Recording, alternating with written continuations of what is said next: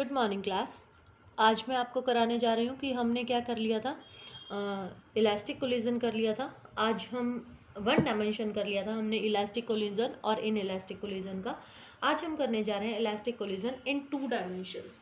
ठीक है, elastic collision इन 2 dimensions.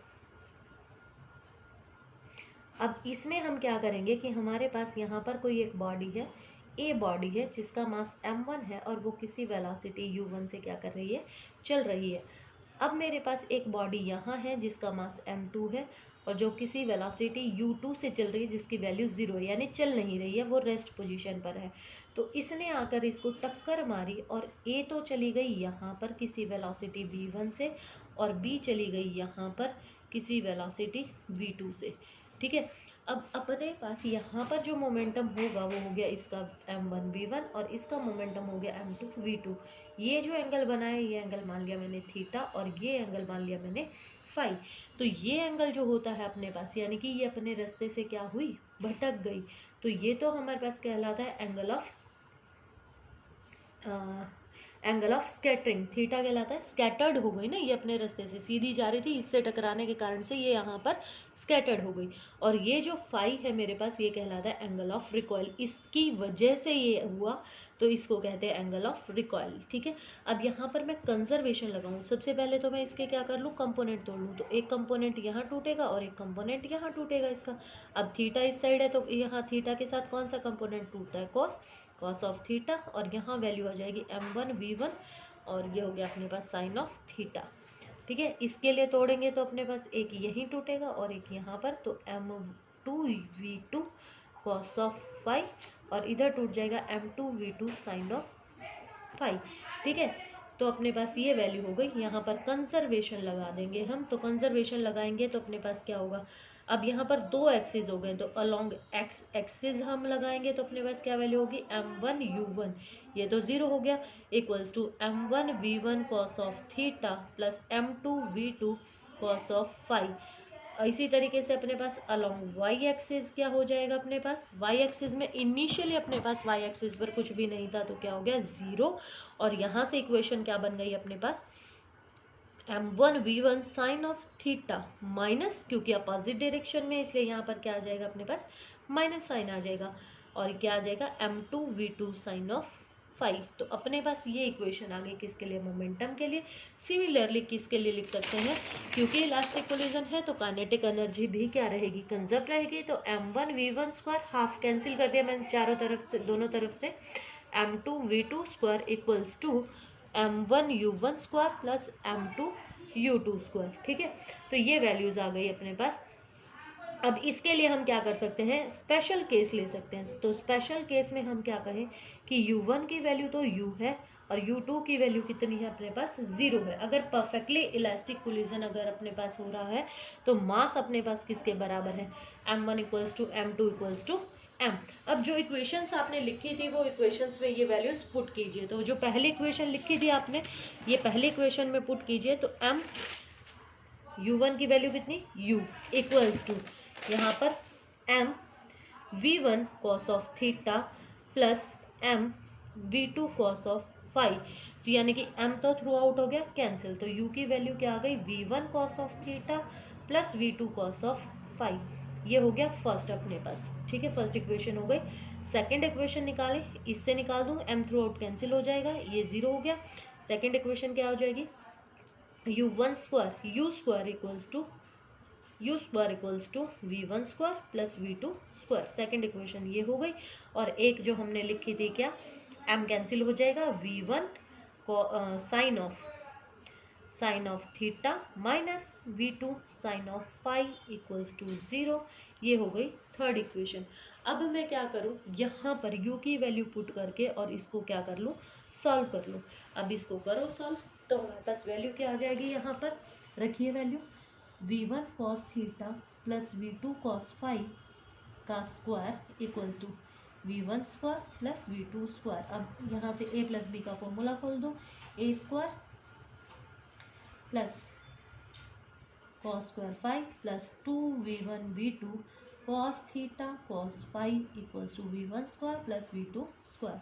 अब इनको ले जाऊँ इधर, ठीक है, तो 2V1 V2 cos of theta cos of phi equals to V1 square common ले लो इन दोनों में से, यहाँ क्या बच गया 1 minus cos square theta plus V2 square common ले लिया 1 माइनस कॉस स्क्वायर फाई। अब एक आइडेंटिटी है आपके पास sine square theta plus cos square theta equals to क्या होता है 1, तो cos sine square theta equals to 1 minus cos square theta. इसकी जगह पे वैल्यू पुट कर सकते हो साइन, तो 2V1 V2 cos of theta cos of five equals to V1 square, और ये क्या बन गया अपने पास sine square theta, similarly V2 square sine square five. ठीक है, अब यहाँ से देखो जो इक्वेशन आपने ये लगाई थी इसको लिख सकते हो कि V1 sine theta equals to V2 sine phi. इसको इधर ले जाऊँ तो यानी कि ये दोनों क्या हो जाएंगे अपने पास 2V1 V2 cos of theta cos of five equals to, यहाँ से क्या लिख सकते हो उसको 2V1 square sine square theta. ये वैल्यू पुट कर सकते हो यहाँ पर, इसकी जगह पे लिख सकते हो ये वैल्यू। ठीक है, अब अपने पास यहाँ से मैं क्या करूँ, इस इक्वेशन से मैं कॉस ऑफ थीटा की वैल्यू निकाल लूँ। कॉस ऑफ थीटा की वैल्यू क्या आ जाएगी, cos of theta equals to 2V1 square sine square theta divided by 2V1 V2 cos of phi. ठीक है, अब यहाँ से देखो अपने पास, यहाँ से V1 से V1 कैंसिल, 2 से 2 कैंसिल, तो कॉस ऑफ थीटा की वैल्यू क्या आ गई अपने पास V1 sign square theta divided by V2 cos square five. ठीक है, ये वैल्यू आ गई अपने पास किसकी, कॉस थीटा की।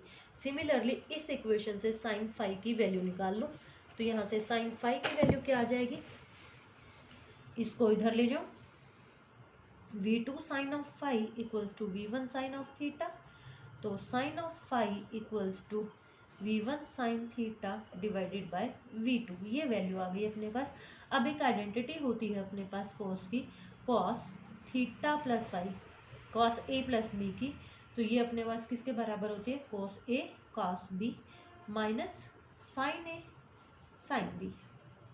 ठीक है, अब अपने पास कॉस थीटा की वैल्यू भी है साइन फाइव की, ये दोनों वैल्यू यहाँ पर पुट करो इक्वल्स टू साइन, इसकी वैल्यू पुट करो V1 by V2 sine square theta divided by cos of phi into cos phi था, कॉस फाइव से cos phi cancel minus sine theta, इसकी वैल्यू पुट करो V1 by V2 sine of theta, तो यानी कि यहाँ पर क्या हो जाएगा स्क्वायर हो जाएगा, तो V1 by V2 sine square theta minus V1 by V2 sine square theta cancel, तो अपने पास क्या आ गया cos theta plus phi equals to 0, और कॉस की वैल्यू 0 कब होती है, जब ये क्या होते हैं अपने पास 90 डिग्री पर होते हैं।